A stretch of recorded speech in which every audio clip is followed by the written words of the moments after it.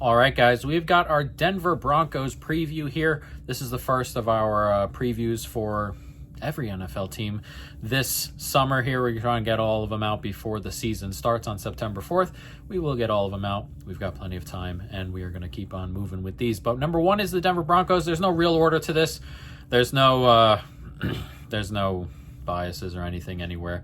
And everything I say will most likely be backed up with what I've watched on tape, what I've seen statistically, all that fun stuff.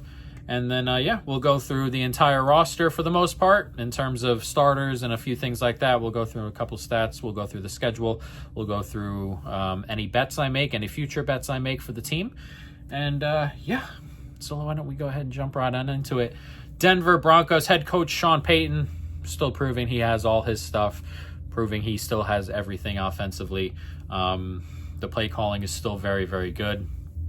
A lot of it last year was on showcase. You could definitely see it. And even if you couldn't see it, like even if you got, just a bad route or you got like a bad throw, anything, bad running out of Javonte Williams, which happened a lot, like everything else was there and the process was there and the gaps were there. Execution was probably what held it back for most of the season there. Offensive coordinator, he'll be running most of the plays. Carmichael, who I really like, is there as well.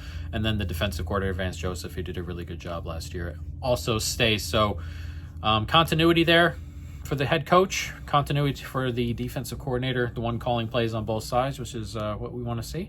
And that is excellent to start here. As for the roster, we'll start. We're at the most important position, QB. Bo Nix will be the quarterback. Backup is Stidham. Quick word on Stidham, I guess. He's okay. You just kind of, like in this system, you just need someone who's going to throw the ball and not make stupid mistakes. And Stidham, just your typical backup in that scenario. But Bo Nix is what we're going to talk about. Bo Nix is my 21st ranked quarterback. I know a lot of people don't like that. And on the surface, he definitely got better as the season went along. And again, on the surface, the yardage and all that stuff is good. But all the things I tend to care about, which don't really include yardage and which don't really include touchdowns and things like that, it's just good decision-making, EPA, that sort of stuff. And he was average to below average in a lot of those metrics. And just watching film, again, for those who think I don't watch film, I guess, I don't necessarily dissect every single play, but I've watched every snap of every football team every week. But yeah, he's still got a couple of issues. He does that thing where he throws off his back foot still. He's not super accurate down the field. He does, when he's doing that back foot thing where he's throwing off the back foot and he's coming up short of wide open receivers, that happens a decent amount. So he still has things to work on, accuracy issues, things like that. He still has things to work on, and it's okay. He's a second-year guy. I don't know what his ceiling looks like because he came into the NFL pretty old for, a drafted quarterback, stuff like that. So there are, in terms of just ceiling, I'm not sure what his ceiling is. I think 2 or 3 years down the line, we're looking at whatever Bo Nix has turned into at that stage. That's what he's going to be for his career. And that's okay. Again, if this is the system he's working with, all he has to do is just not make mistakes and he'll be all right. But Nix, EPA per play, just above average. NFL average is minus 0.2. His was 0.0. Success rate directly on average in the NFL, 42%. So right around that average spot to above average in just those. But a lot of his stuff comes in a variety of different ways. Above average in yak, which helps. Above average in passes behind the line of scrimmage. A lot of his plays come behind the line of scrimmage and stuff like that. And again, he's a rookie.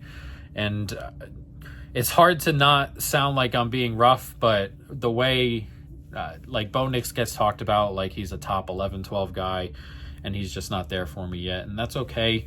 Again, the system is really kind, and the system gives him space to work. It gives him a good running game. It gives him a good play-action game. And you're just looking for wins, and I completely understand that. But just in terms of who Bo Nix is, I think a lot of a lot of quarterbacks can come in and be successful here. And in terms of just the system, it's really good, and that's okay. Just having to explain myself on that sometimes is a little bit weird, but hey, 21, room to grow. He's a sophomore. We'll see. But he runs the system just fine. We'll move on into the skill position group. This is probably the worst set on the team. Running backs, wide receivers is probably the worst group on the team here. Running backs, you got J.K. Dobbins, who comes in, who's getting up there and fading away a little bit. Dealt with a ton of injuries and stuff. And then R.J. Harvey, who they drafted in the second round. We'll see. I can't tell you anything about who R.J. Harvey is going to be in the NFL, guys. I can tell you that the offensive line is really good, and the interior in particular opens up a ton of holes in the run game. And if he's, better than Javonte Williams, he'll have some really good counting stats.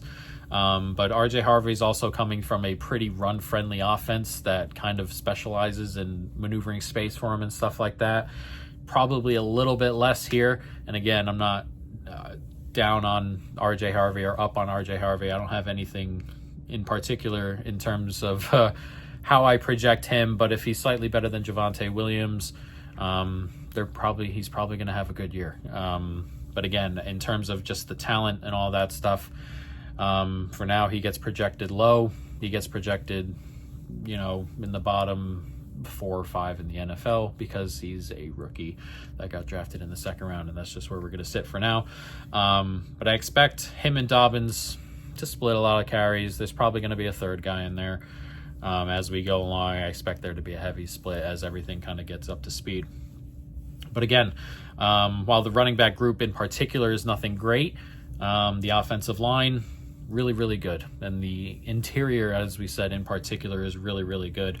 All 3 of the interior offensive line, top 5 in pass or run block win rate there. So it's really, really good. So there will be holes. So we'll see what happens there. Wide receiver, another group that's not particularly great. Cortland Sutton's pretty good. And then you got Devon Vele, Marvin Mims, who caught on a little bit as the season went along. Troy Franklin, I expected him to take time to get used to the NFL. Still getting used to the NFL, we'll see. And then you got like Pat Bryant, Trent Sherfield. So the group is not super great, not super deep in terms of talent. But again, the scheme is really good. They get open as long as they're doing their job, catching the football. They should at least look good on paper. Whether the talent is there overall or not is up for debate. But again, the system's really, really good, and they should get going. And again, Cortland Sutton's a good player. Like, it's weird to say this is like a bottom 3 or 4 wide receiver room, which I think it is, because you have a good player at the 1, but most teams have a 1, and most teams have good 2s, and a lot of teams have good 3s, and yeah. So after Cortland Sutton, there's not a ton here. We'll see if Marvin Mims continues to step forward. The Valet has the attributes to be pretty good, but again, we'll see how it goes forward. But yeah, those are the 2 worst groups on the team, running back and wide receiver. And we're in an NFL now where, just in terms of player personnel, you don't need super great out of running back in particular. Now, there's that debate going. There's always debates going around in the NFL, and one of them is good running back versus bad running back, whatever it may be. If your offensive line is really good, having a really good running back is nice. The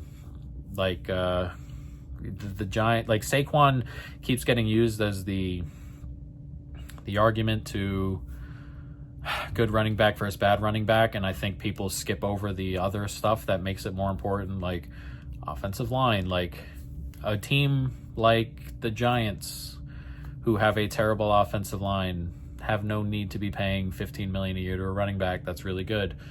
But a team like the Eagles, who have a really good offensive line, can pay $15 million to a really good running back because he'll elevate that even more.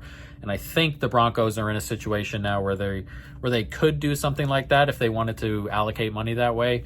But because the offensive line is so good, the running backs probably don't even have to be good to get really good running out of the team overall, down to down. But a really, really good running back, like if they hit on R.J. Harvey, That's such a huge boost. So we'll see. And again, wide receivers, you can find wide receivers anywhere. I wish they would have bought one in, but they can probably get away with what they have in terms of winning 9, 10, 11 games. So we'll see. Tight end, Evan Ingram they bring in. Adam Troutman's pretty good as well. This is a pretty good room. Again, Evan Ingram, not your usual tight end, and he's had his issues with drops in the past and things. But you can line him up outside. You can line him up anywhere. He's just another pass catcher, which should make the 3 wide receiver sets and Evan Ingram really difficult to deal with really quick. I really like the room. Adam Troutman is a serviceable tight end as well. So a pretty decent room and should help out in the pass game. Offensive line. This is my number 1 offensive line going into the year. Yes, above Philadelphia. They were number 1 in pass block last year. Very, very good, obviously in a passing league. And the 3 in the middle were the best interior offensive line for run blocking as well. So number 1 pass block, interior number 1 run block.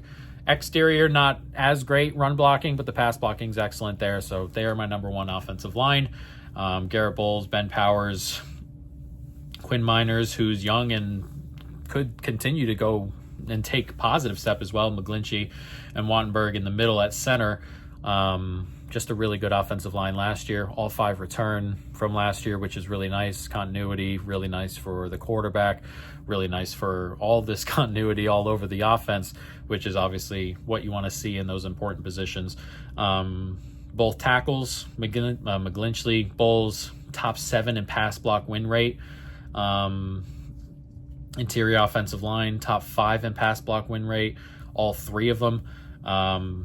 Top 5, Ben Powers was the best in the league in run block win rate. Like, there is a ton of good talent here on offensive line, and should make Bo Nix, Sean Payton, everybody's job, the running backs, that much easier going forward as long as they're healthy and they're decently deep enough to deal with one of those guys dropping should one drop.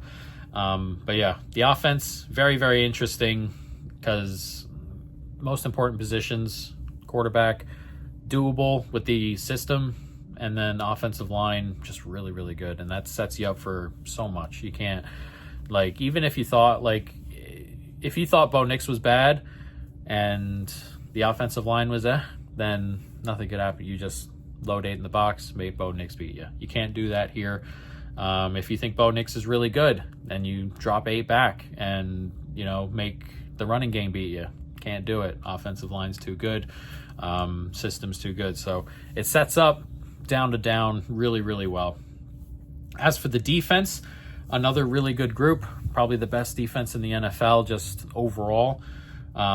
We can start with linebacker, which is probably the worst group on the defense, which says a lot because fully healthy, this is a top 10 unit. Dre Greenlaw comes in, all on health, obviously. He only played 30 snaps last year. We'll see if he's fit enough, but if he is, very, very good. Singleton was really good last year, and you can notice when he went down hurt with his ACL, just the spine of the team kind of fell apart a little bit. And he's really good, but again, off an ACL. So 2 really good linebackers in the middle there. All about health, obviously. Sternard, Sanders, Drew Sanders there for young depth, which is nice, but it's a step down for sure. But having young depth there is good. But again, fully healthy, a really good unit. A top 10 unit, and the worst quote-unquote unit on the defense says quite a lot there. Defensive line, really, really good. This is my number 6 ranked defensive line. A lot of talent here. The run stop is really, really good. The pass rush is really, really good. No names that stick out at you, as everybody loves to say. But Nick Benito's really good. Zach Allen's really good. DJ Jones really good. Malcolm Roach is like a backup D-tackle, really good.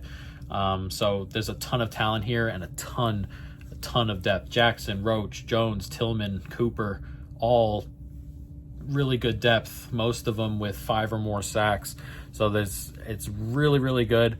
And the secondary, which we'll talk about in a little bit, really helps that because they cover really, really well, and it gives them a couple an extra second or so to kind of get back there, and that's huge. Nick Bonito, 15th in pass rush win rate. Zach Allen, 3rd in pass rush win rate at his position. DJ Jones, 2nd in run stop win rate. Malcolm Roach, 7th in run stop win rate. I mean, they can do pretty much anything. Team as a whole was 2nd in pass rush win rate, 8th in run stop win rate. So it's a very, very, very good team. They get off their blocks, they get behind. And when you have multiple guys that win their reps all the time, it obviously, one, helps because having more guys who can win reps is good. But two, as an offensive line, you can't really double anybody. You pick and choose when to double, you pick and choose when to chip, but like you can double Nick Bonito and Zach Allen and it's getting off his mark, or you can, bring in an extra tight end and have the interior kind of head in and you're kind of just blocking 2 off, and the edge rushers are still good at run stop, that kind of stuff. So it's a really, really good defensive line, a lot of talent. Again, there's nobody who like Nick Bonito may, like another 15 sack season out of Nick Bonito and he'll start like getting into the mainstream conversations, as you could say. But again, top 15 in pass rush win late last year. I think it was 16 or 17% of his downs he's winning his rep, which is, again, really, really good. Top 15 in that department. Another year, 15 sacks, and he'll be comfortably in that conversation that you hear on TV all the time, despite the fact that those people don't know too much of anything. So, yeah, a really, really good defensive line. And the secondary here, this is my number 1 secondary in the league. Really, really good. Ton of talent. And it really, really helps out that defensive line, as we were talking about. When you have a really good secondary, the defensive line shows up a lot more.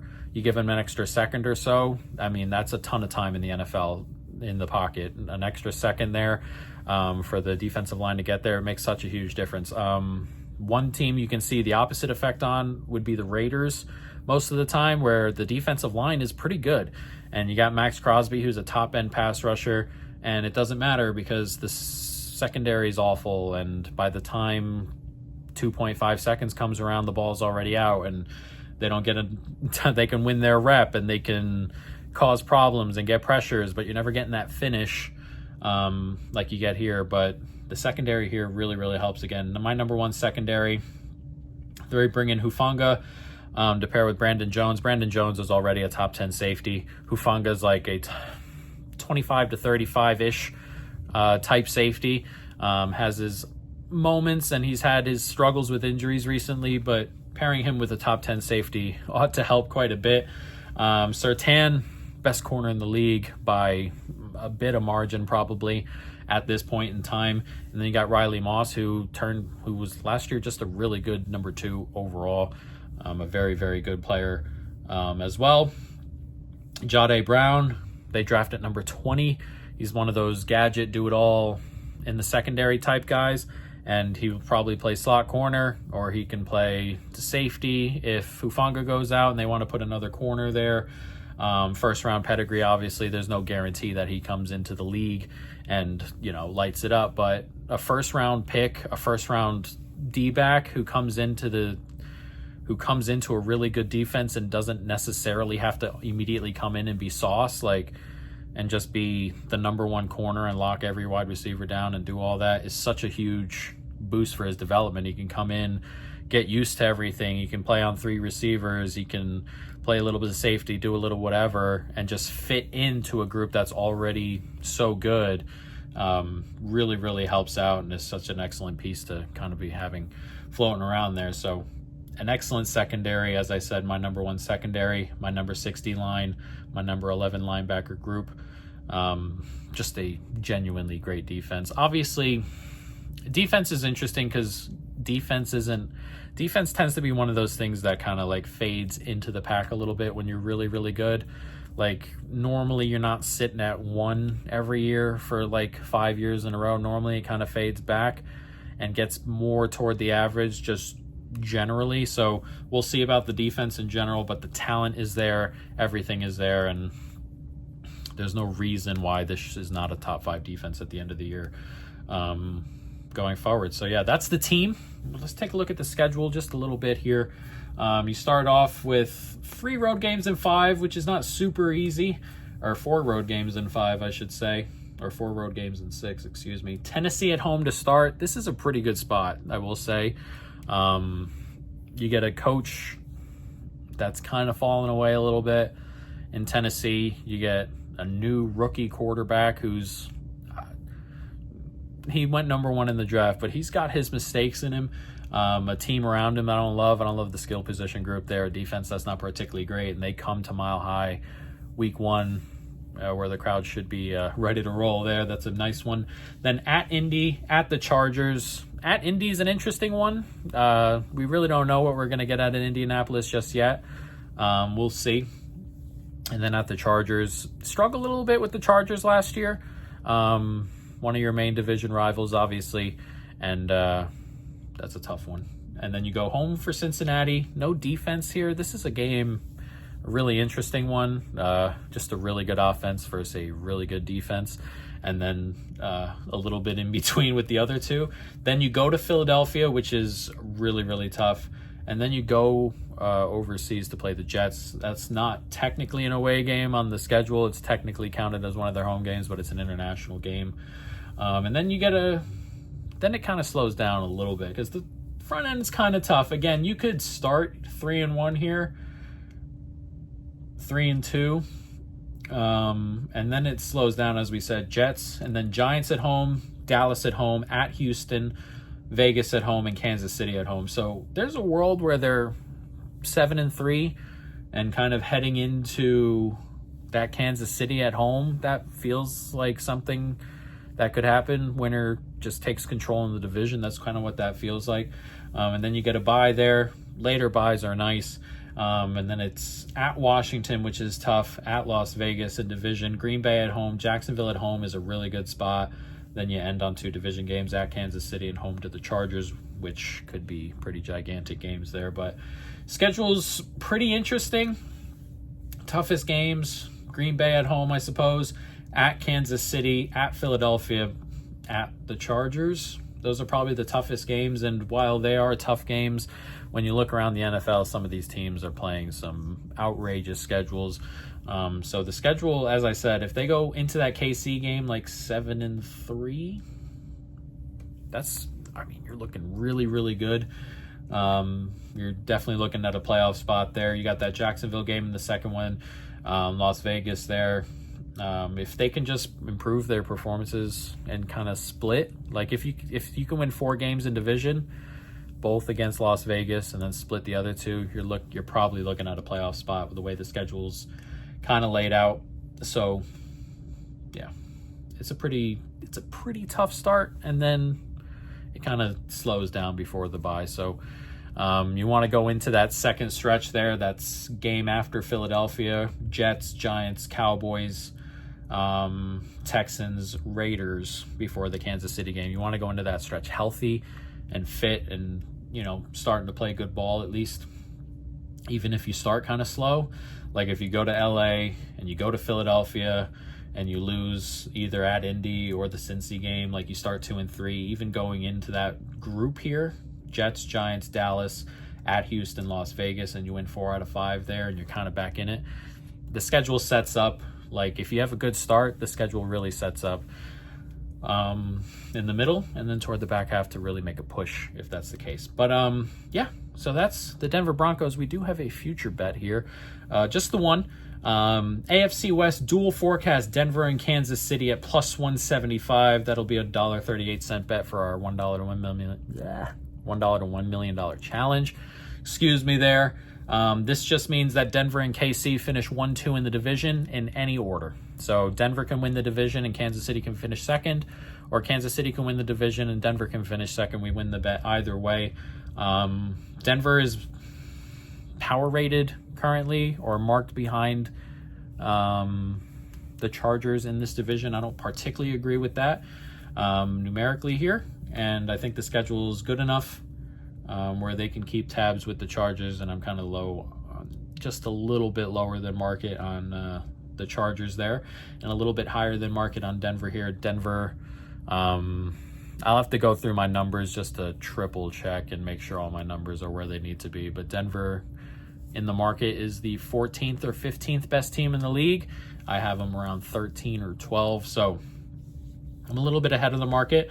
So we got it in the division, Denver, Kansas City, dual forecast. Either team to win the division and either team to come second will do us well there, guys. But that is our preview on the Denver Broncos. Again, we'll be doing previews for all these teams, and going forward, we will also we'll doing some other things. I'll release my power ratings, offensive ratings, defensive ratings, all that fun stuff. And if you go to my Instagram, you will see every position ranked. Just I have a little graphic there. It'll be Denver. It'll be like QB 21, D back number 1, D line number 6, all that stuff. So you can just kind of see it in a quick little individual graphic there. But there we are, guys.